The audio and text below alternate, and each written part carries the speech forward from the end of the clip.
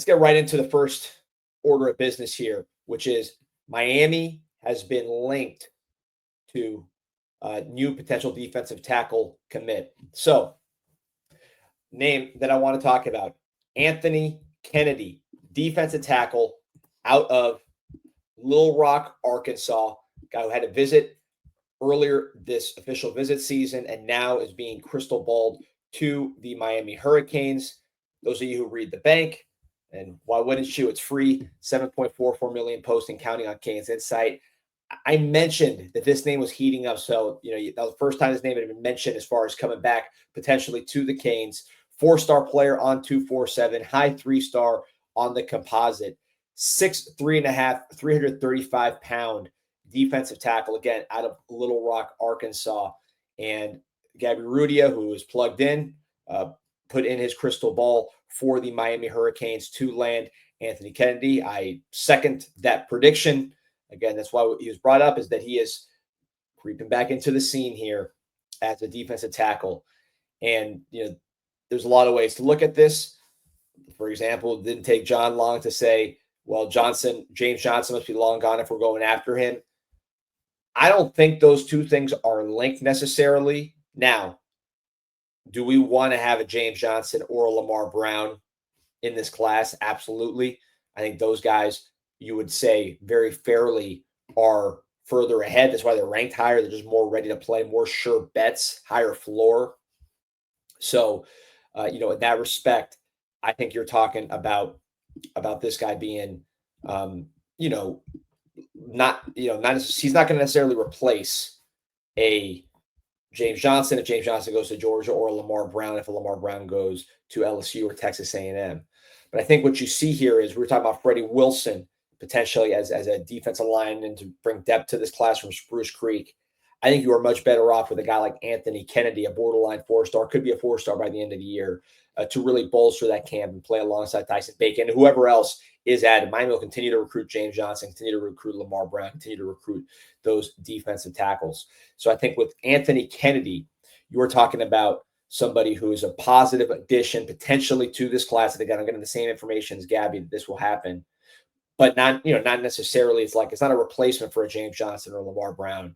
And I don't want to give that impression. I think this is about getting a body that is an SEC body. You see the offers. I think Arkansas, Missouri were the two teams really in there. You look at Missouri in particular, a team that's had a lot of first-round talent on defensive line, offensive line, good evaluation school. But I don't think the ranking is wrong here with Kennedy. I think high 3-star, low 4-star makes sense. It fits in, again, the school's recruiting him. And I think you're betting on that size, that athleticism, former basketball player to really develop. And I support this approach, which is to get guys who, are not guaranteed in this range, to get guys maybe that aren't guaranteed to be hits, but if they hit, you have a war daddy. You got a guy who's 6'4", 6'5", 335 pounds that can move, right? As opposed to in this range, you're looking at more of the, overachieving kind of guy, more similar like a Freddie Wilson. He was ranked a little lower, but guys that, maybe don't have the body type but are overachievers. I would rather have guys that have more upside, that have the chance to be NFL players at this particular position where body type and athleticism is so rare. But of course, listen, you also got to get the Justin Scotts. You got to get the, Jalen Carters, to use a Georgia example, of guys that are just, everybody knows they're the best and they are the best. That's a position that is very blue chip, 5-star heavy at the NFL level. You talk about the Pro Bowlers, the Chris Jones, the Justin Simmons, the Dexter Lawrences, etc. So I think that's what you're talking about at that position. But this is a positive step, I think, to get a different body type than Tyson Bacon, another guy that I think can help us. So let's turn on the film here. Not a ton of film for Anthony Kennedy, but the film we have is intriguing. Again, the thing that first jumps out of you clearly is going to be that size. He says he's 6'5", 335. Here you see him. Got some movement skills, interior pass rush, just kind of swallows up right here. Competition looks solid. They're in Little Rock, Arkansas. This is not, just small private school competition where it's just bulldozing guys. There you see some motor, nice movement skills. Again, 335. So you got to put this all in perspective here. Nice inside move there. Finishes with the sack. And you're seeing interior rush here. You see him playing defensive end at 335 pounds and getting the sack. Speaks well to his movement ability there. A lot of pass rush highlights here on this for a short highlight reel. You're seeing a lot of sacks for this guy. It's not just plugging. It's not just kind of being a rock. He is getting in the backfield and making some plays here. So you see the flashes. You see why Jason Taylor flew up to Little Rock to visit this guy and why Miami was on the official visit. Good balance there to keep his feet, finish the play. Not a fat guy. You see that you could tell from the film. You tell from the pictures of him. He's not a fat dude.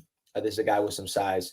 So I think, look, Arkansas's in there. Missouri's in there. Not a lock that Miami's going to get this one done, but I do think Miami is the favorite to get this one done. And I think it would be a positive addition if you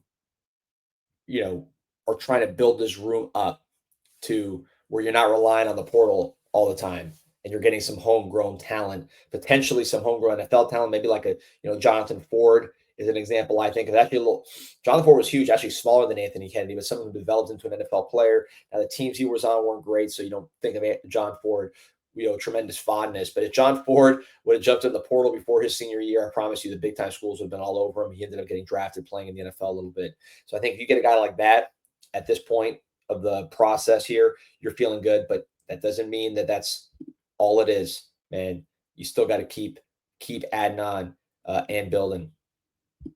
Q says he wants an all-time Canes team. We can do that. Listen, I was planning to do all these kind of hypothetical podcasts before the show or before this little period of commitments, but the recruiting stuff's been good and allowed us to really rock with it. So let me go to some earlier film of Anthony Kennedy. So this is going to be his sophomore year, right? Just to get a feel for the developmental timeline, because this is somebody who, being a bigger guy, you're betting more on the future. They're more of a developmental guy. So let's see what he looked like here as a younger player.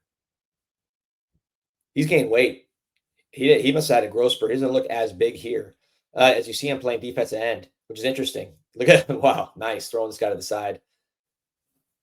Yeah, he was moving better on his junior film, but you see some talent here. You see him get in the backfield.